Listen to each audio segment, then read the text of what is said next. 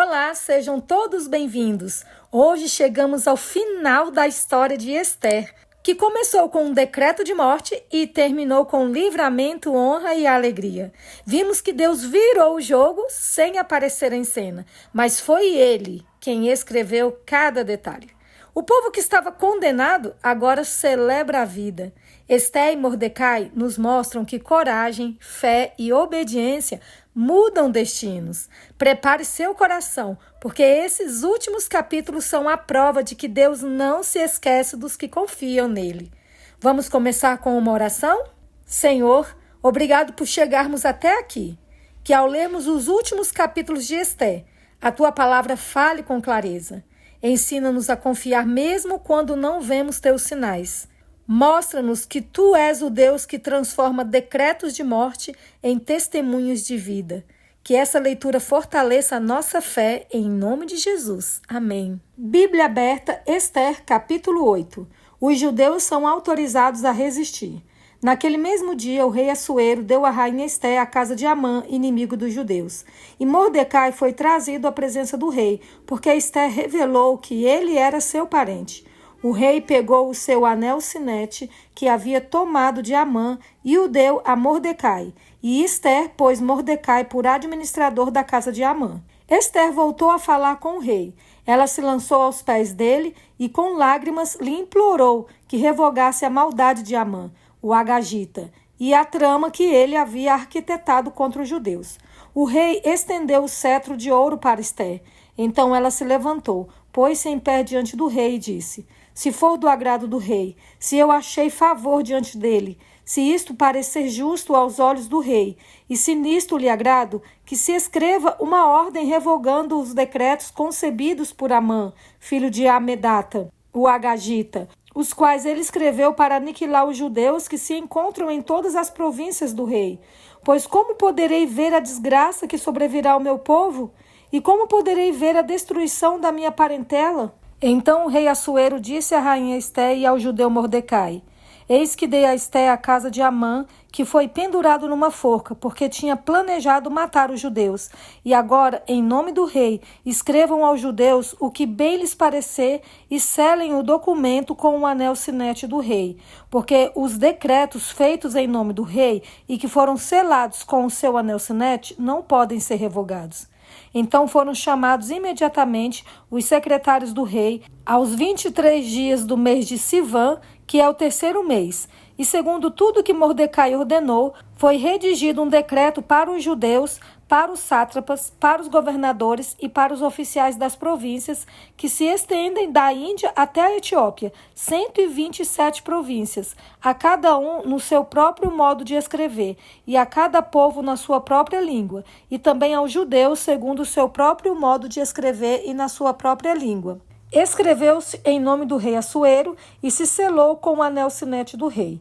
As cartas foram enviadas por meio de mensageiros montados em jinetes criados nas estrebarias do rei. Nas cartas, o rei permitia aos judeus de cada cidade que se reunissem e se organizassem para defender a sua vida, para destruir, matar e aniquilar de vez toda e qualquer força armada do povo da província que viesse contra eles, crianças e mulheres, e que se saqueassem os seus bens no mesmo dia, em todas as províncias do rei Assuero, no dia 13 do 12º mês, que é o mês de Adar. Uma cópia da carta, que determinava a proclamação da lei em todas as províncias, foi enviada a todos os povos, para que os judeus se preparassem para aquele dia, para se vingarem dos seus inimigos. Os mensageiros montados em jinetes que se usavam no serviço do rei partiram imediatamente, impelidos pela ordem do rei, e a lei foi publicada na cidade de Suzã. Então Mordecai saiu da presença do rei com trajes reais em azul celeste e branco, com uma grande coroa de ouro e um manto de linho fino e púrpura. E a cidade de Suzã exultou e se alegrou. Para os judeus houve felicidade, alegria, júbilo e honra. Também em cada província e em cada cidade, aonde chegava a palavra do rei e a sua ordem, havia entre os judeus alegria e júbilo, banquetes e festas. E muitos que eram dos povos da terra se tornaram judeus, porque o temor dos judeus tinha caído sobre eles. Os judeus matam os seus inimigos. No dia 13 do 12º mês, que é o mês de Adar, quando a palavra do rei e a sua ordem deveriam ser executadas, no dia em que os inimigos dos judeus esperavam apoderar-se deles, aconteceu o contrário, pois os judeus é que se apoderaram dos que o odiavam. Nas suas cidades e em todas as províncias do rei Assuero, os judeus se reuniram para atacar aqueles que queriam destruí-los, e ninguém podia resistir-lhes, porque o terror que inspiravam caiu sobre todos aqueles povos. Todos os oficiais das províncias, os sátrapas, os governadores e os oficiais do rei auxiliavam os judeus, porque o temor de Mordecai tinha caído sobre eles. Porque Mordecai era grande na casa do rei, e a fama dele se espalhava por todas as províncias, o seu poder ia aumentando cada vez mais. Assim, os judeus mataram todos os seus inimigos a golpes de espada, matando, destruindo e fazendo com os seus inimigos o que bem quiseram. Na cidadela de Suzã, os judeus mataram e destruíram 500 homens. Mataram também Parsandata, Dalfon, Aspata, Porata, Adalia, Aridata, Farmasta, Arizai, Aridai e Vaizata, que eram os 10 filhos de Amã, filho de Amedata, o inimigo dos judeus, porém no despojo não tocaram. No mesmo dia, o rei foi informado do número dos mortos na cidadela de Suzã. O rei disse à rainha Ester: na cidadela de Suzã, os judeus mataram e destruíram 500 homens, e os 10 filhos de Amã, e nas demais províncias do rei, o que será que fizeram? E agora, qual é o seu pedido? Peça e lhe será dado. Você tem ainda algum outro desejo? Será concedido. Então Ester disse: se for do agrado do rei, permita aos judeus de Suzã que também amanhã façam segundo o decreto de hoje, e pendurem em forca os cadáveres dos 10 filhos de Amã. Então o rei ordenou que assim se fizesse. Um decreto foi publicado em Suzã, e os cadáveres dos 10 filhos de Amã foram pendurados na forca. Os judeus de Suzã se reuniram também no dia 14 do mês de Adar e mataram 300 homens em Suzã, porém no despojo não tocaram. A festa de Purim. Também os demais judeus que viviam nas províncias do rei se reuniram e se organizaram para defender a vida e se livrar dos seus inimigos. Mataram 75.000 dos que o odiavam, porém no despojo não tocaram. Isso aconteceu no dia 13 do mês de Adar. No dia 14, descansaram e fizeram dele um dia de festa e de alegria.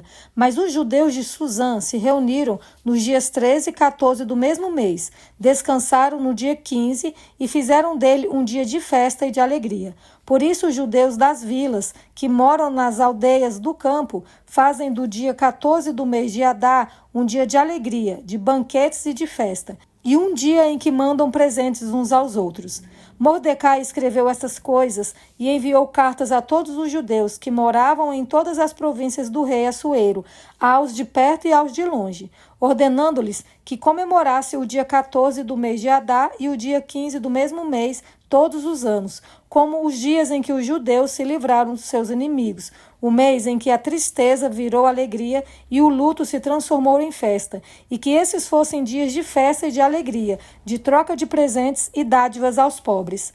Assim, os judeus aceitaram como costume o que naquele tempo havia feito pela primeira vez, segundo Mordecai lhes havia ordenado por escrito. Porque Amã, filho de Amedata, o Agagita, inimigo de todos os judeus, tinha planejado destruir os judeus e tinha lançado o pur, isto é, sortes, para os assolar e destruir. Mas Ester foi falar com o rei, e ele ordenou por cartas que o plano perverso de Amã, que ele tinha elaborado contra os judeus, recaísse sobre a própria cabeça dele, e que ele e os seus filhos fossem enforcados.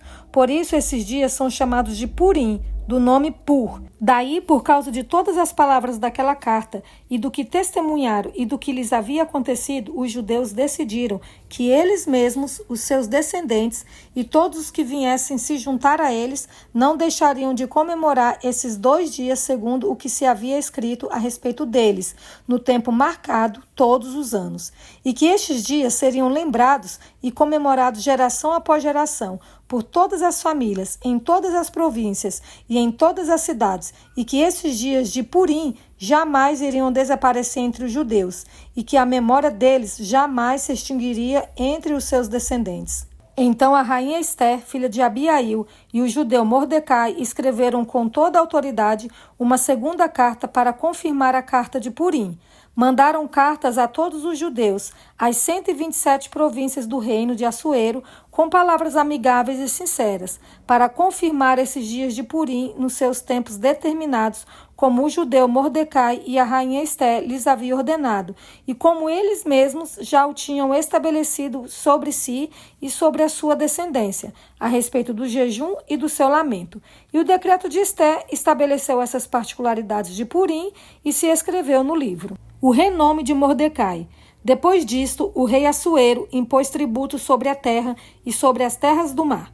Quanto aos demais atos do seu poder e do seu valor e ao relatório completo da grandeza de Mordecai, a quem o rei exaltou, não está tudo escrito no livro da história dos reis da Média e da Pérsia?